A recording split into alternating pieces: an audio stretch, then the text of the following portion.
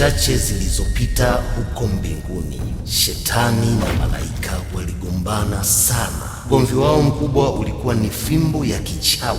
Malaika alimpiga Shetani pigo takatifu na fimbo ikakatika. Shetani alianguka sehemu pasipojulikana huku malaika akimtazama, na fimbo ilianguka pasipojulikana.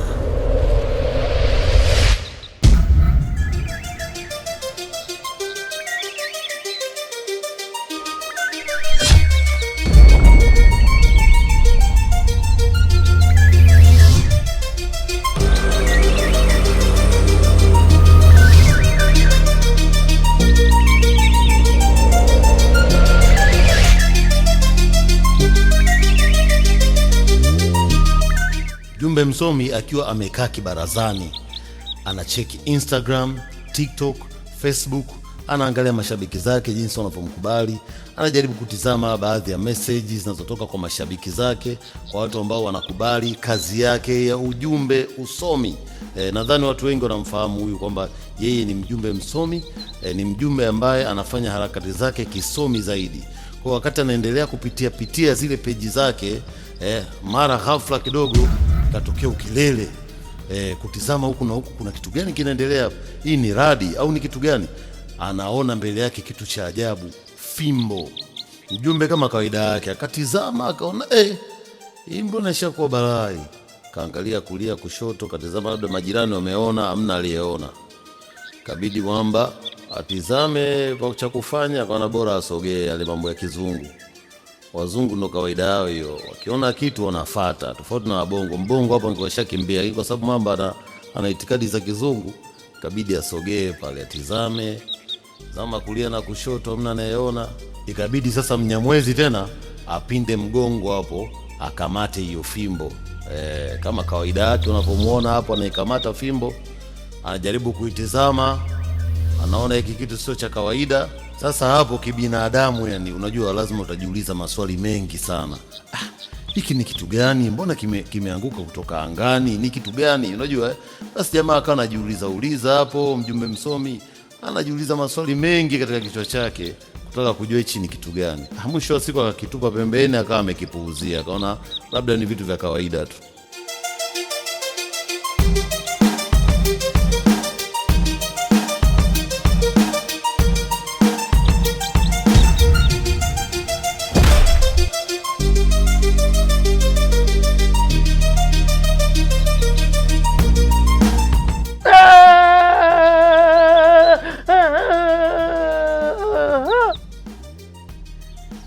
Hiki si nimekitupa mimi hiki jamani?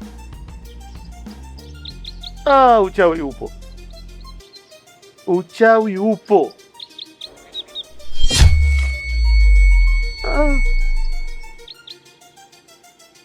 Walioniroga mmetoka kwenye mabega, sasa mnatuletea vijiti jamani.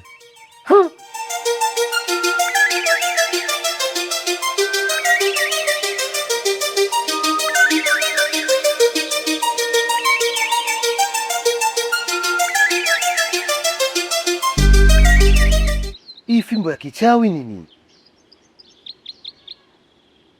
Unajua fimbo kama hii nishawahi kuiona kwenye movie moja ya kichawi chawi, ya wale madogo wale wanarukaruka juu wale. Au ndo hii wameiangusha? Hata kwa wameiangusha hii, mimi najua. Ndio maana mimi nasemaga kila siku wazungu wachawi. Sasa mnashindoga kuelewa tu wazungu wachawi. Na ndo alogundua sui simu, sui kompyuta, sui nini. Eti unabonyeza huku inatoka karatasi. Wewe umeona wapi? Wewe umeona wapi mtu unabonyeza huku inatokea huku karatasi? Au inaingia huku karatasi nyeupe inatoka huku na maandishi? Au unampigia mtu simu eti unaongea naye yuko mbali lakini kama yuko hapa. Huu ni uchawi.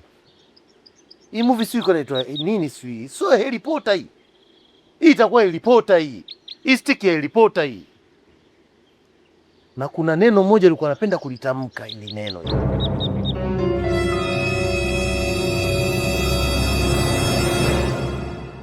La kashala bagashaka bagashaka.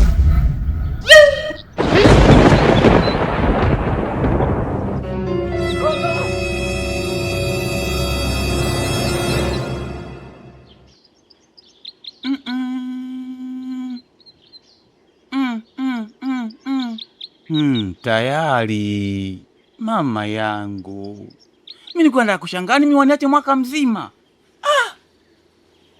Yaani mimi kuoa wajuzi tu watu washaanza kuwa na roho mbaya. Sasa mimi na maisha gani? Nalima pale kishamba changu mwenyewe napanda mchicha wangu, watu tayari washaanza kuweka mimi najua huu mtaa huu. Hey.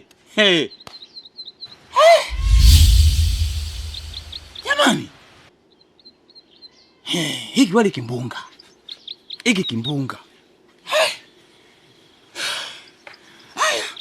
Tutapambana hivyo, nitafanyaje? Na ndio kwetu. Mjumbe msomi, anajiita msomi bila usomi. Mjumbe msomi, anadhulumu viwanja, anaharibu ndoto za jamii. Chozi leseni ya dhuluma. Mjumbe msomi, usio uongozi, unyuhuni wa cheo.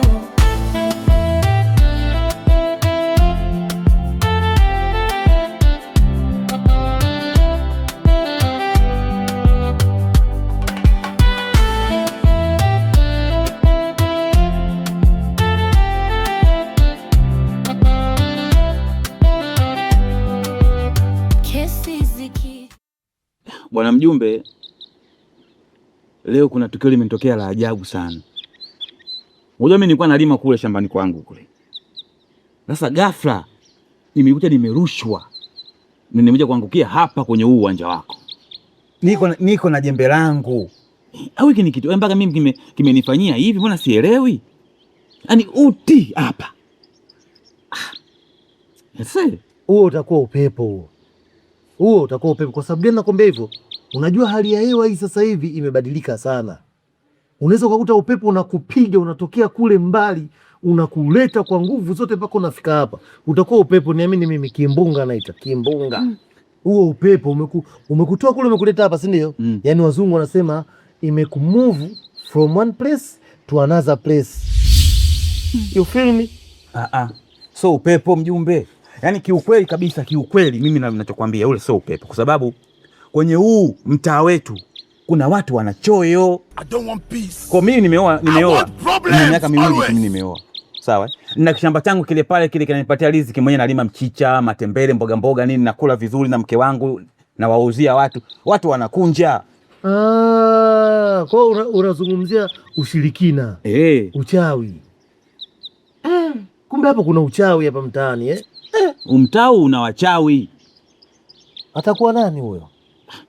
Sasa mimi simfahamu ni nani, kwa sababu mimi sijamuona huyo mtu wala sijimjui. Ndio maana mimi nimeona bora nije kwako mjumbe, sababu wewe hapa wana kijiji wako wote unawajua vizuri, wananchi wako. Utajua huyo ni nani au wewe utajua ufanye vipi ili swala litokomezwe. Sasa hapo ndio tumtafute mchawi nani. Sababu mimi haiwezekani eti mimi ninalima kule ghafla nimekuta kwenye uwanja wako. Sasa hapo cha kufanya, kama tukio hilo unahisi ni la kichawi, hapa tuite kikao. Tutaita kikao, tutakaa na wananchi, tutawatisha, tutawapiga mikwala. Na uhakika kabisa ule upepo ulikuhamisha from one place to another place. Si kule kutoka kule mpaka huko. Ndio mjumbe. Huo ni uchawi, inabidi tuwaambie watu ukweli, waachane na hiyo tabia. Si unanielewa? Mimi nimekuja kwako kwa sababu wewe ndio mjumbe wa mtaa huu. Sawa? Sababu mimi ningeamua kama mimi baada ya lile tukio ningeenda kwetu huko, ningeenda kufanya mambo huko, nikirudi hapa yule mtu alinifanyia mimi kitendo kile ataipata fresh. Usiende kwenu. Yaani wewe hapo bora tuitishe tu kikao. Mjumbe msomi, anajiita msomi bila usomi. Mjumbe msomi, anadhulumu viwanja, anaharibu ndoto za jamii. Chozi leseni ya dhuluma. Mjumbe msomi, usio uongozi, unyuhuni wa cheo.